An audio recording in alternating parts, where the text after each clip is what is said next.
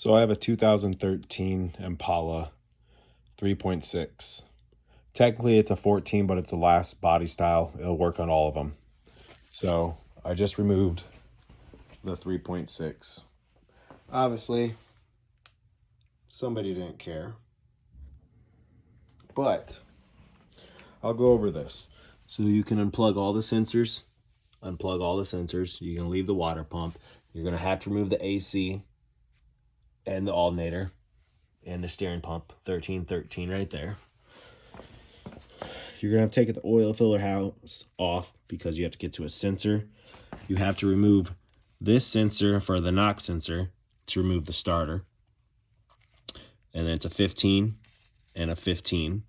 But you have to remove the exhaust manifold, which is 15, 15, 15, 15.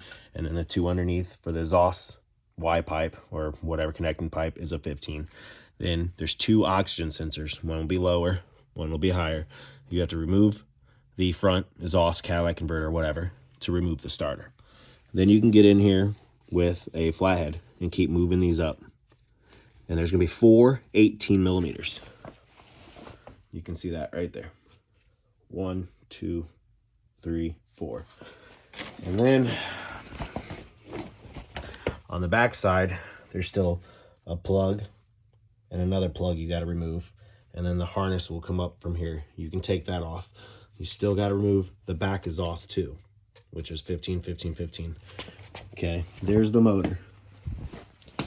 So here's some tips. You can leave the steering pump right there. The AC you can leave together. You don't have to disconnect it, just move it down from here. The wiring harness for the front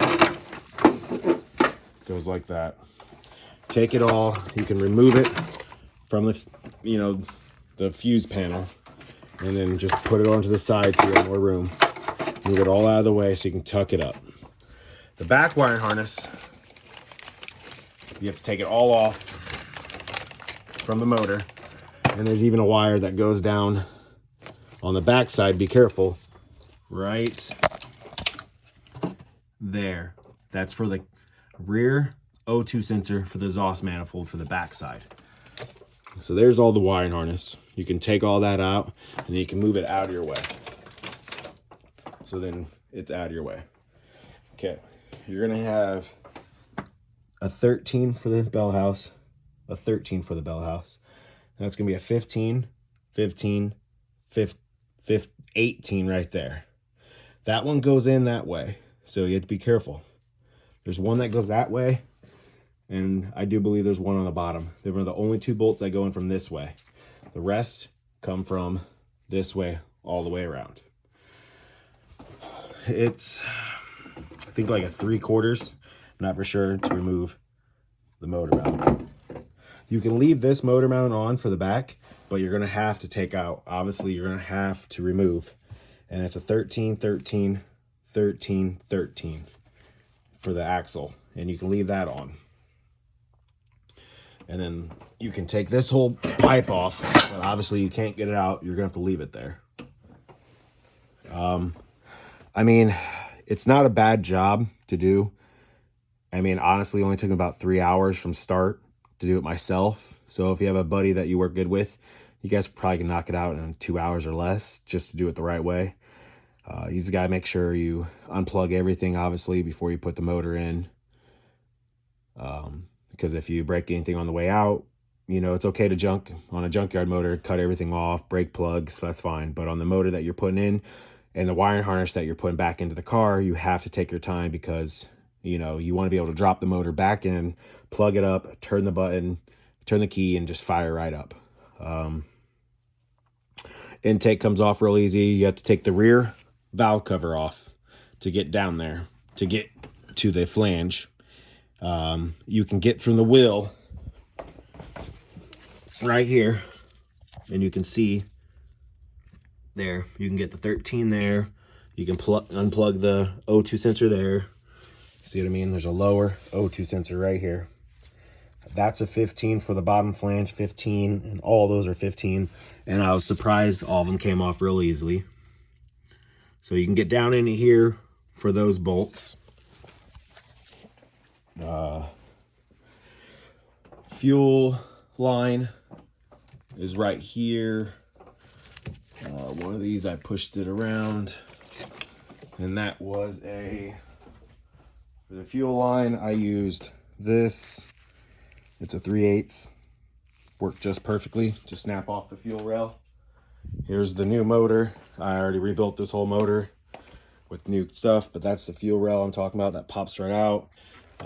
I removed the thermostat housing. The thermostat is right into here. It's a 10, 10, 10. This pops right off. I removed that just to get to the bell house bolts, because if you are in the motor, you can't even see the bell house bolts. So I'm gonna have to remove this anyways. Pretty much simple, but I'm the type of mechanic. You guys have any questions, concerns, send me a text. I'll answer them. So I'll probably have this thing running. Maybe if people want another video, I'll post it.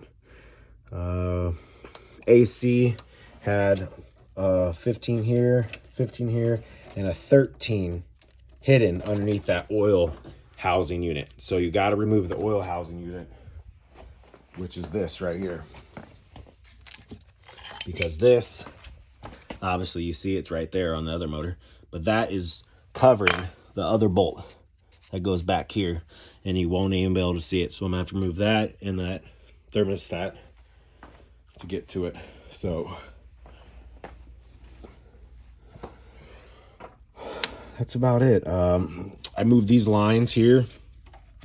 I snapped them out of the housing, you can see, and just moved this down because with the metal lines, how they go, the wire harness sits right there. You can't even get to the bolts. So move that back down, so then you have room to move this out of your way so you can get to your bell house bolts right here. And besides that, I mean, fully dressed motor besides the AC, steering pump, and alternator. You could leave it all on besides the intake, which is only 6 bolts, 13, 13, 13, 13, 13, and a 13. That pops right up. Valve covers are all 10 millimeter all the way around. You can leave the first one on, doesn't matter. So there you go, guys.